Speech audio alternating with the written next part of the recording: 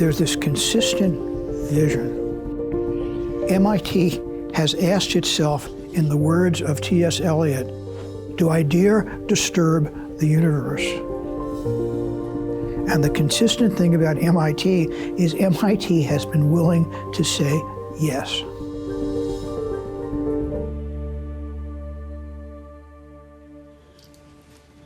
Thank you all for joining us here today.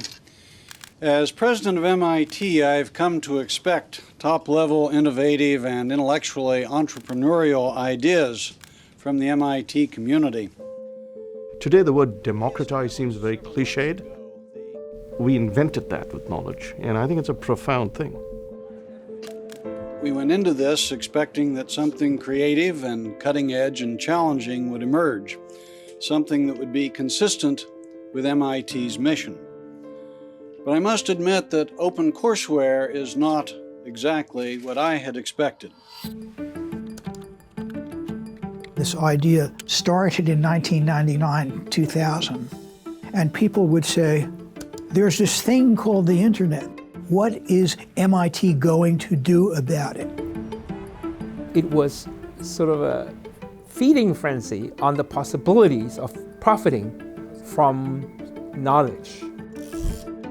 The prevailing idea then was this is a gold mine for universities to publish their stuff and market it.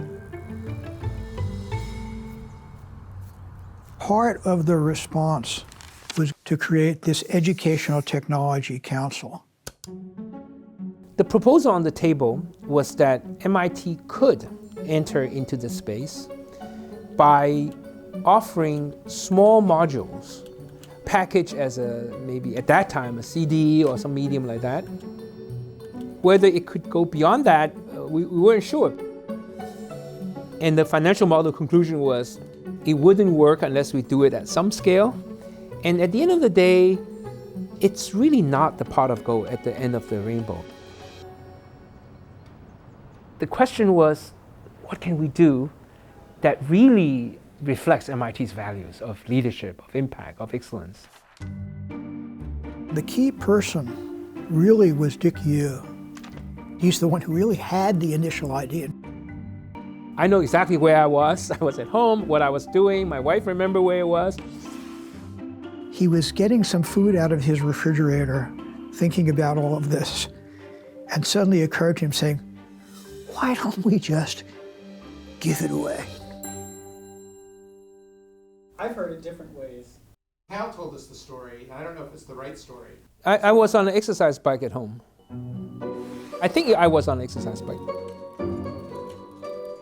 Just came to my mind, how about we make something big and we give it away?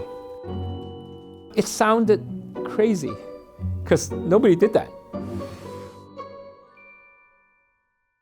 That was where OpenCourseWare came about, that we would give it away. We won't make a dime, but we would get impact. OpenCourseWare is a web-based program that will provide free access to primary materials for virtually every course at MIT. I remember hearing about OpenCourseWare when it first got announced. And we're like, yes, this is so right. This is so much what MIT is about. It literally almost took my breath away. I thought it was stunning. No one was open licensing content at that point in time, let alone full courses. It was breakthrough thinking in a lot of different ways. There was a pretty long time of, making sure there's real support from the faculty, and a lot of hearing, both enthusiasm and just a lot of skepticism. If students can go get this stuff on the web, why do they need to come get a university education? People said, oh my God, you're giving your crown jewels away. And many said, no, we're not, because what is our crown jewel is thinking, it's reasoning, it's creating new knowledge. The knowledge itself should be made available. I mean, the sheer wisdom of that is pretty incredible, actually. We have institutions like MIT, and they can only serve a limited population. But if you can take the things that are fundamental to how a faculty member here teaches, many, many, many other students can be affected. The first time ever that my Intro to Development class was put on OCW, I think that very first year, I taught more students than I had ever taught before. We taught this course on advanced graduate level deep learning. In just 2 months, hundreds of thousands of people engaged with the content online. The fact that something that we worked so hard to build can spread so far beyond these institutions' doors, I think is amazing. We were able to grow in terms of courses very steadily, but it was one course at a time, one faculty member at a time. Growth, though, in terms of users was exponential. The OCW YouTube channel, with its 6 million subscribers, is the most subscribed YouTube channel from any .edu out there. So an indication of just the kind of global hunger for knowledge. Con 17 años llegó el contenido del MIT OpenCourseWare, Principios de Farmacología. Estoy muy seguro que a día de mañana les ayudará a escoger una carrera, por supuesto, en STEM, y les hará ciudadanos y ciudadanas más conscientes y, por sobre todas las cosas, más llenas de conocimientos. It's about empowering people to actually use this technology to improve their lives and improve the world. I first came upon OCW when I was about 14 years old. I'm originally from Ukraine, and when the war started, I was trying to find an opportunity to learn more beyond high school's curriculum.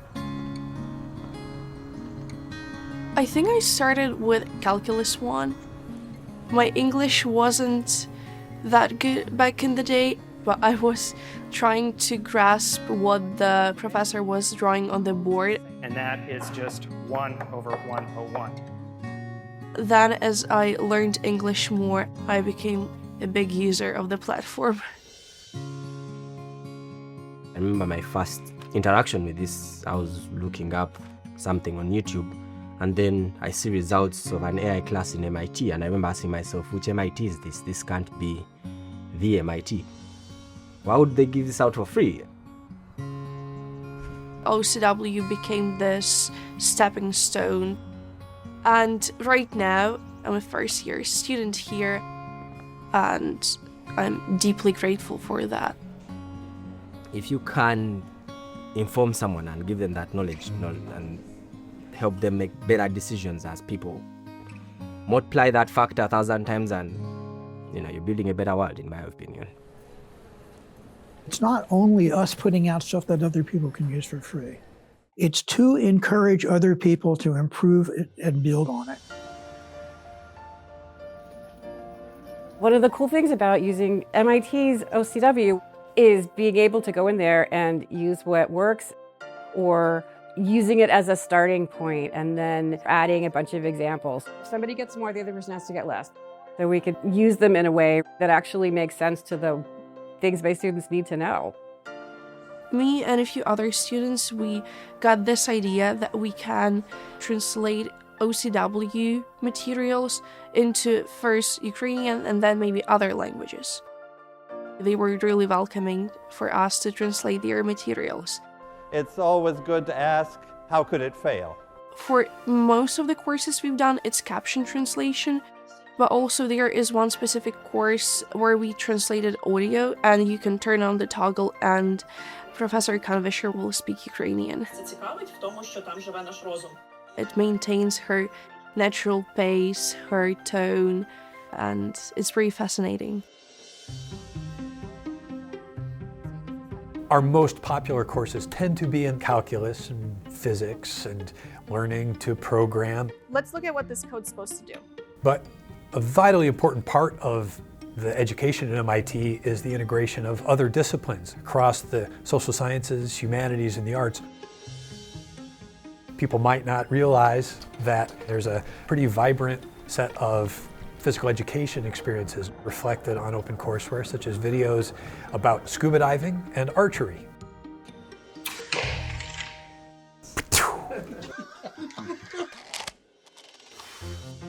President Fest's vision was always that OpenCourseWare would be a permanent part of MIT. And for that to happen, we had to make sure that it delivered real value to MIT. One of the ways in which we're using the OpenCourseWare material is as part of flipped classroom. Students listen to the video at home. And when they come to class, my students do case studies. So OpenCourseWare material is used as very, very, very, very rich textbook in a way.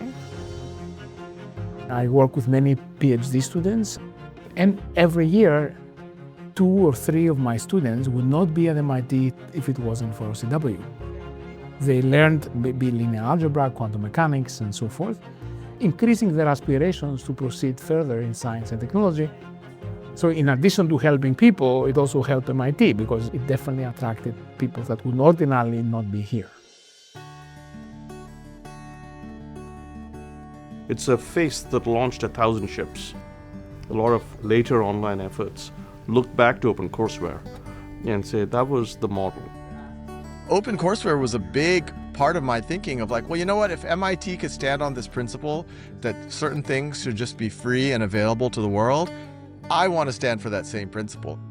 So there's a direct through line from what MIT did with OpenCourseWare to the existence of Khan Academy.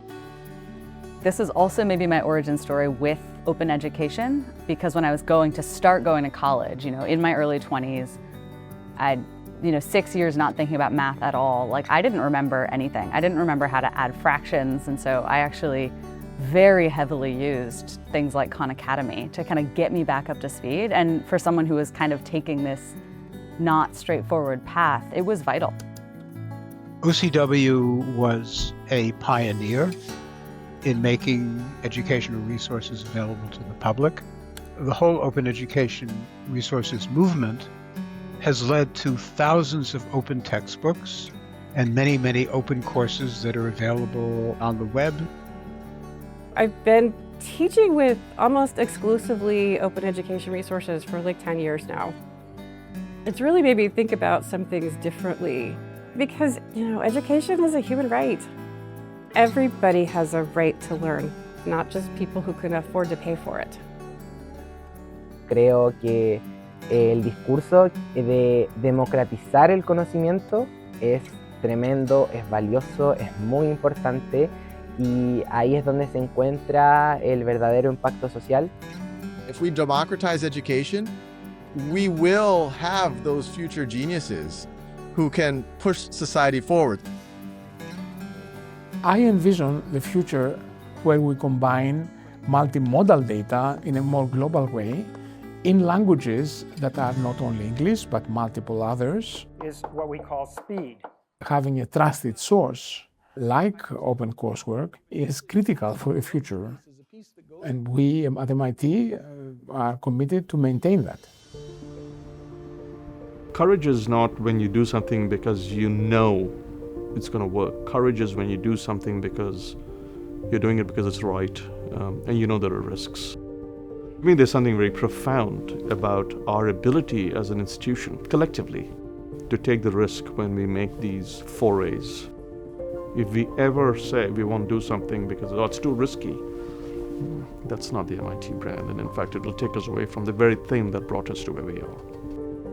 What do you think's next for OpenCourseWare and open education? What is the next 10 years hold? The next 10 years for OpenCourseWare is going to be an adventure. I certainly don't know exactly where this will lead, just as we didn't really know 10 years ago where it would lead. But it's incumbent on all of us to think hard about it, and it's incumbent on OCW to listen a lot to its users around the world for clues to where we could most productively go, because it's impacted the lives of a huge number of people in ways that you couldn't possibly have envisioned.